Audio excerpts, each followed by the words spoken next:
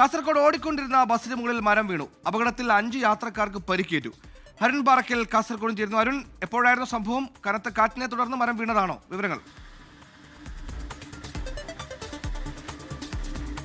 സുഹൈലെ, കാസർഗോഡ് ജില്ലയുടെ മലയോര മേഖലകളിൽ ശക്തമായ കാറ്റ് വീശുന്നുണ്ട്. ഇന്ന് രാവിലെ 10:30-ക്കും 11 മണിക്കും ഇടയിലാണ് ഈ അപകടമെന്നാണ് പറയുന്നത്.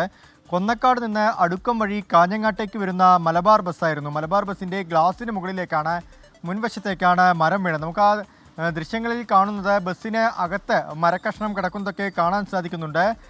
ഈ ഇടത്തോടിനിടയിൽ വെച്ചാണ് കായക്കുന്ന് വെച്ച് മരത്തിൻ്റെ കൊമ്പ് ഒടിഞ്ഞു വീണതെന്ന് പറയുന്നുണ്ട്. ബസ്സിൻ്റെ മുൻവശത്ത് ഇരുന്നിരുന്ന മുൻ സീറ്റുകളിൽ ഇരുന്നിരുന്ന 5 പേർക്കാണ് പരിക്കേറ്റത്. ഇവരെ പരപ്പയിലെ കാരുണ്യ ആശുപത്രിയിൽ പ്രവേശിപ്പിച്ചിട്ടുണ്ട്. 2 പേരെ എക്സ്റേ എടുക്കേണ്ട ഉൾപ്പെടെയുള്ള കാര്യങ്ങളിൽ വെള്ളരിക്കുണ്ട് ആശുപത്രിയിലേക്ക് മാറ്റിയിട്ടുണ്ട്. കല്യാണി, നദ ഫാത്തിമ, ഷക്കീന എന്നിങ്ങനെയാണ് 3 പേരുടെ പേരുവിവരങ്ങൾ. ഇവർ കാരുണ്യ ആശുപത്രിയിലാണുള്ളത്. ഇവരുടെ പേരുവിവരങ്ങൾ നമുക്ക് ലഭിക്കുന്നത്.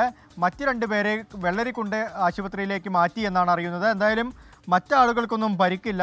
ബസ് ഓടിക്കൊണ്ടിരിക്കുകയായിരുന്നു. ആ സമയത്താണ് പെട്ടെന്ന് മരം പൊട്ടി വീണത് എന്നാണ് പറയുന്നത്. സുഹൈൽ, എന്തായാലും പരിക്ക് സാരമുള്ളതല്ല എന്നാണ് നമ്മൾ മനസ്സിലാക്കുന്നത്. ഇത്തരത്തിൽ കനത്ത മഴ തുടരുന്നുണ്ട്, കാറ്റും അടിക്കുന്നുണ്ട്. ഇതിനിടയിലാണ് ബസ്സിന് മുകളിലേക്ക് മരം വീണത്.